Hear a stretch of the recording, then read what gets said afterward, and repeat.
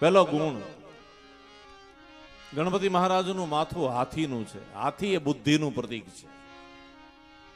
કોઈ પણ કામ કરો બુદ્ધિથી કરો, તમારું કાર્ય નિર્વિઘ્ને પરિપૂર્ણ થશે.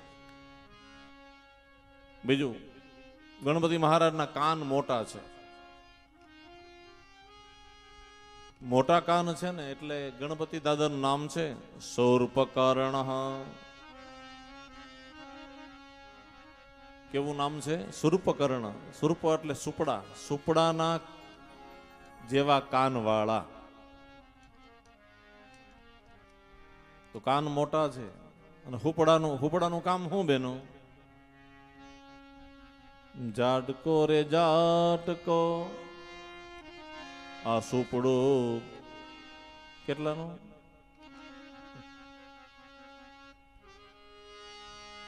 હુપડાનું કામ ઝાટકવાનું છે. મોટા કાન એનો અર્થ એ બતાવ્યો છે કે તમે કાનમાં જે સાંભળો છો એમાં સાંભળવા જેવું રાખજો, ન સાંભળવા જેવું ઝાટકીને કાઢી નાખજો. આ ગુણ છે. પણ આપણે કાઢવાને બદલે સાચવીએ, બહુ સાચવીએ.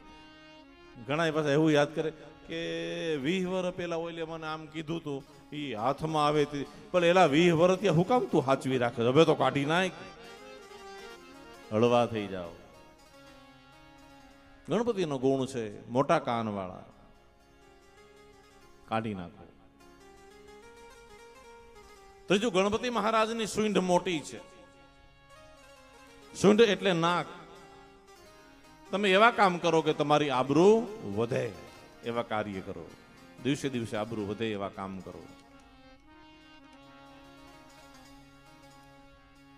તો ગણપતિ મહારાજના ગુણ ગ્રહણ કરી